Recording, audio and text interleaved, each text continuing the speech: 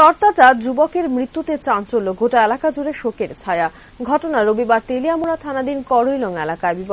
বিবরণে জানা যায়, তেলিয়ামুড়া থানাধীন করইলং এলাকার বাসিন্দা তপন দাসের ছেলে তুষার কান্তি দাস তার নিজ ঘরে অচেতন্য অবস্থায় দেখতে পায় তার পরিবারের সদস্যরা। তড়িঘড়ি তেলিয়ামুড়া মহকুমা হাসপাতালে নিয়ে গেলে সেখানে কর্তব্যরত চিকিৎসক তাকে মৃত বলে ঘোষণা করে। জানা যায়, মৃত তুষারের শরীরে রক্তের চিহ্ন রয়েছে। পরবর্তী সময়ে ময়না তদন্তের শেষে তার মরদেহ পরিবারের সদস্যদের হাতে তুলে দেওয়া হয়। এদিকে যুবকের মৃত্যুর কারণ নিয়ে একটা ধোঁয়াশার মধ্যে রয়েছে এলাকাবাসীরা।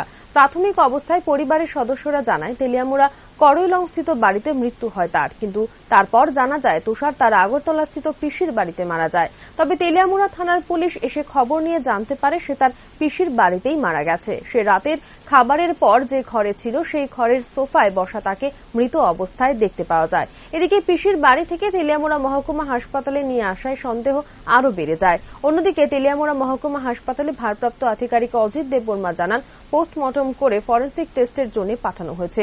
মৃত্যুর আসল রহস্য ফরেনসিক রিপোর্ট আসলেই জানা যাবে।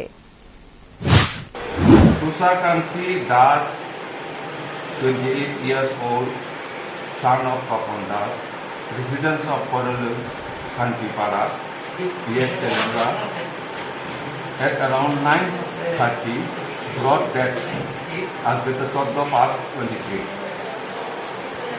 Thereby, the PM was postmortem was conducted at 1:30 PM. And Bisra were collected and will be sending to forensic analysis at Agartala. That's all. কিভাবে মারা গেছে একটু কিভাবে মারা গেছে এটা ফরেনসিক অ্যানালিসিস করার পরে বোঝা যাবে। নাম কি তার যে মারা গেছে? তুষার কান্তি দাস। বাড়ি কোথায়? করইলং। এখন কি পোস্টমর্টম হয়েছে? হ্যাঁ, পোস্টমর্টম করা হয়েছে, তারপরে বিছারা কালেকশন করা হয়েছে, এটা ফরেনসিক অ্যানালিসিস লেগা পাঠানো হয়েছে for final cause of death.